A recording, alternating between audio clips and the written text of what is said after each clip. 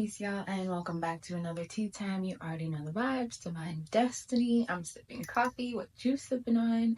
Grab your vibe, grab your tea, grab your coffee, grab a blanket, whatever it is you need to feel comfy with your girl as we dive into today's tea time. So, over the weekend, and for those of you who don't know, I read cards. If you're new here, hey, go check out some of those videos. They're on here. But I get booked for like events, and I'm the reader for the event, right? And so over the weekend, I did an event. Book your girl, okay? But this lady sat in my chair, and I did a reading for her, and her reading just basically touched on trusting your intuition more, listening to that inner voice, that inner guidance. And she asked me how she knows if it's her intuition talking or if it's her anxiety talking. And I advised her, well, Spirit spoke through me and advised her to listen to her gut, right? Your gut is your second brain, though it's not as clouded with all of the anxieties of everything, the mental programming, whatever, the fear, the doubt, the worry. Like, your gut just don't have none of that, you know what I'm saying? So like, I advised her, when she has those moments of maybe like doubt in her own intuition or what it is she's being told, to check in with her gut. And in the moments that, it's very like confident and solid and like, no, yeah, I heard that and I think I should do that, that's your intuition. Or if you hear it and you feel like the little butterflies, the flutters, that's probably your anxiety, right? And then I was sitting with that later. After I had done all the readings, the event was over. It was like me winding down for the night, and I was sitting with that later, and then it came to me that even in trusting your gut, recognizing that depending on what you're putting in your body, your gut can be just as clouded as your mind, right? But before we get into all of that, I'm gonna back it up a little bit. Recognizing that your intuition is your entire body, right? A lot of, like, when you get into spirituality, then you hear the word intuition. It's your inner guidance system, it's your inner voice, and it is your conscience. It is that little voice in the back of your head that whispers things to you like, hey, grab your chapstick today. And then maybe you didn't grab your chapstick and you're like, damn, I knew I should have grabbed my chapstick, my lips dry as hell. That's your intuition, right? Your intuition is preparing you for the day. Even, and then when you doubt it, you're like, damn. You have those moments.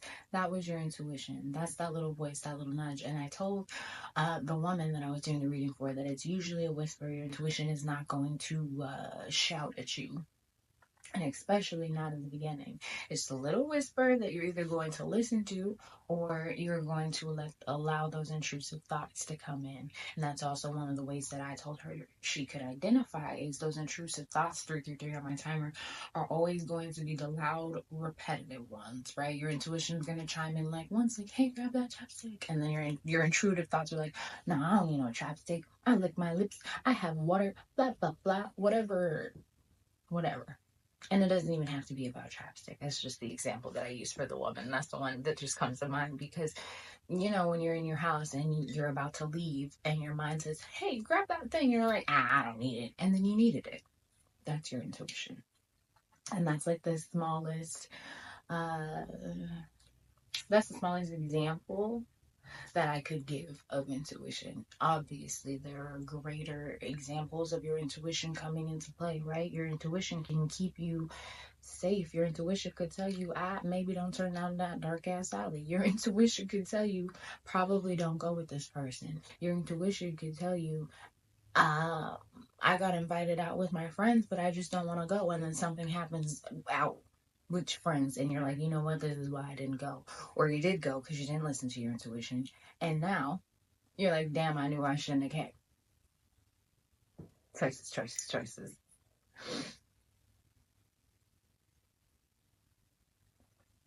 But Outside of that, sorry, my stomach is growling. Got the coffee. This is the first thing I've had today outside of water. Um, but recognizing that your intuition is not just that little voice in the back of your head. Your intuition is that gut feeling. Your intuition is your heart skipping a beat, that little flutter that occurs. Your intuition is the chills that go down your whole body, right? Your intuition is literally your entire body. Your entire body is an antenna, a satellite for spiritual downloads and energy, for energetic information to be transferred, right? We are energetic beings, and information is being transferred to and through us all the time, consciously and unconsciously.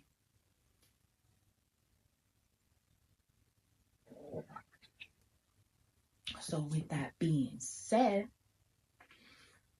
we really have to learn how to pay attention, how to tap into, and how to understand our bodies, our minds, to know and understand when it's our intuition talking, or when it's our fear or a doubt or a worry or anxiety or whatever it is, mental programming that we have accepted within our reality at the time. Right? Right. So back to your mind, your gut is your second mind, and mine is saying grow right now. It just growled as I'm talking about that. But paying attention to how you fuel your temple is so real, and it's deeper than just like eating healthy because, right? As I said in the beginning, your gut is your second brain. So if you are feeding your second brain processed sugars or processed foods, or scarfing down the Mickey D's, you know what I'm saying? Whatever it is that you might get into, that's not necessarily the healthiest. You're clouding your gut, maybe even physically. This is a crazy message. I'm really getting into some parts here. But, like, and even in that, like, if you find yourself backed up physically, spiritually and energetically, the same is going on, right? So if you find yourself backed up here spiritually, you're probably clouded intuitively. That connection with spirit, with your highest self, with your inner voice is not as strong as it could be because you're not connected here. There are blockages within here, right? And when we think about like energetic centers in the body, the solar plexus is here, right? Because your gut is your solar plexus. So like listening to your gut is even deeper than just like your gut is your second brain. It's your third energy center, the energy center of self-awareness, self-confidence, the self, you name self-exploration, right? um it's all in here. So if physically you're blocked up again, it's going to be harder for you to really radiate fully through that energy center, right? So physically, if you're blocked up, then you energetically may not be able to move with the most self-confidence, self-radiance, self-assurance because of what's occurring physically. And this could go back and forth. Like energetically, if your solar plexus chakra is not fully open and awakened, even if physically you're not blocked up, you could still find yourself having stomach issues, right? They go hand in hand. So when you're paying attention to one, you should be paying attention to the other, which is why like taking care of your temple and paying attention to what you eat, and what you, not even just what you eat, but what you consume, music, television, food, energetically, people, sexually. I just felt like I had to be more candid about that. What you consume and what you connect with is in direct connection and communication with your own antenna. with the energy flow that occurs through you, right? So you gotta be mindful. I don't know why I feel like I want to sing like a blues song. You gotta be mindful of what it is that you are consuming and what it is that you're allowing into your body, into your spirit, into your mind, because it's either going to be a blockage or it's going to be, I don't know what word I'm looking for. It's either going to block you or it's going to help elevate you at the end of the day, right?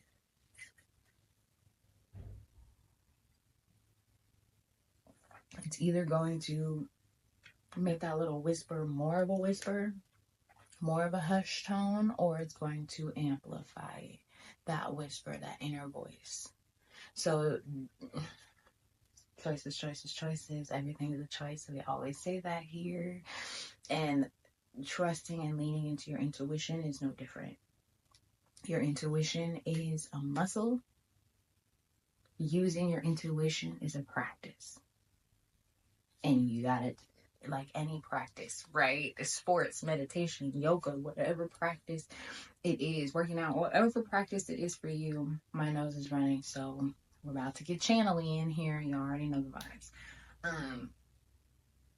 Where was I?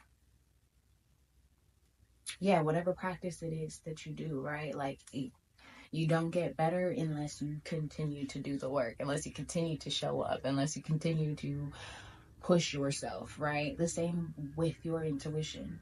It's not going to grow. It's not going to strengthen. That little whisper is not going to become a louder voice. You're not going to be able to trust that you're actually hearing your intuition until you start to listen to it, right? Until you pick up that chapstick. Taking it back to the beginning of this tea time, 11:55 on my timer, right? New beginnings come with change.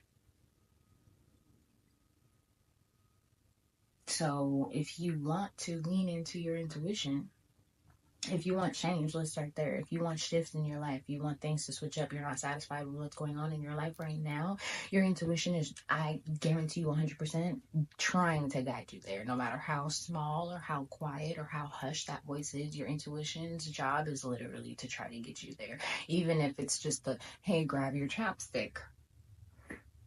Because your lips gonna be dry as hell and you're gonna have to talk to somebody later.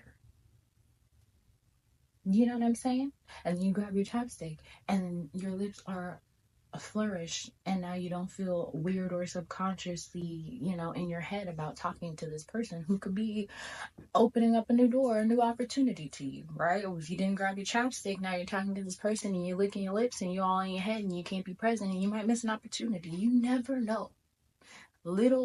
Everything is intertwined, everything's a thread, every experience, moment, thought is a stitch, is a thread in the fabric of our lives. So are we choosing to thread with intention? Or are we just allowing ourselves to thread through fear, through anxiety, through worry? I never know where these messages are going to go. It's kind of my favorite thing because we started talking about intuition and now we're everywhere. But Spirit literally just put it on my heart. Oh my goodness, my nose. Sorry. Spirit literally just put it on my heart to come up on here and talk about intuition and how to recognize your intuition, and even deeper than that, how to prepare your body, your mind, your spirit for the practice that is trusting your intuition, right? Because if your body is clean, it's going to be easier for you to receive the downloads, to receive the messages, to hear the messages even, because there is nothing blocking the channel, right? So hearing your intuition is a little easier. Once you hear that intuition, the next step is actually trusting your intuition, and that is on you, my friends, and that is where I'll leave it. If you like this video, share it with somebody you love, and until next time, stay divine. Peace.